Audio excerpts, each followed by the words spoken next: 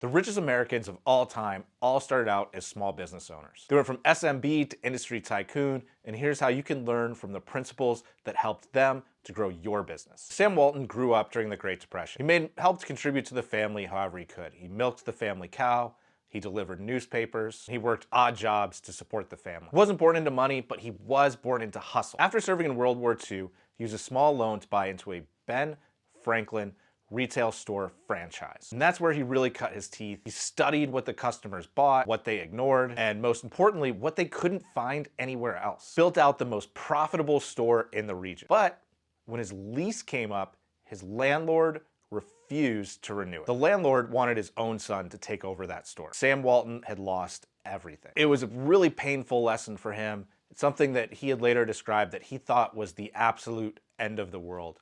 But like in many times, often what might at the moment feel like the worst thing that's ever happened can become the best thing that's ever happened. So he picked up and he moved to Bentonville, Arkansas. He opened up a new store, but this time he bought the location. He owned the land, he owned the building. That lesson taught him to own the foundation, whether it was real estate, logistics, or customer experience. And in 1962, he opened the first Walmart in Rogers, Arkansas. Now he deliberately didn't choose a big city, he chose a more rural market that other retailers were ignoring. His mission was simple: bring national brands to rural markets at affordable prices. Now, Walmart wasn't built on a fancy strategy or big investments. It was built on frugality and an obsession with cost control. He negotiated directly with suppliers, built out warehouses, built out logistics well before that was a word that most small business owners even knew what it was. He was relentless about driving down costs, passing that cost savings on to customers, and driving more and more market share. His motto was control your expenses better than your.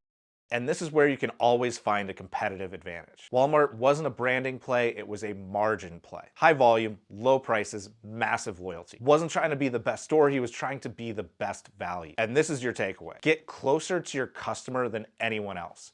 Know what they want and what they value. Audit every expense, constantly cutting expenses, driving down your costs. Cut whatever doesn't help your customer and reinvest in whatever does. You don't need to be a retail giant to start behaving like one. Just focus on value. Follow us for more on America's richest and our favorite topic, buying small businesses.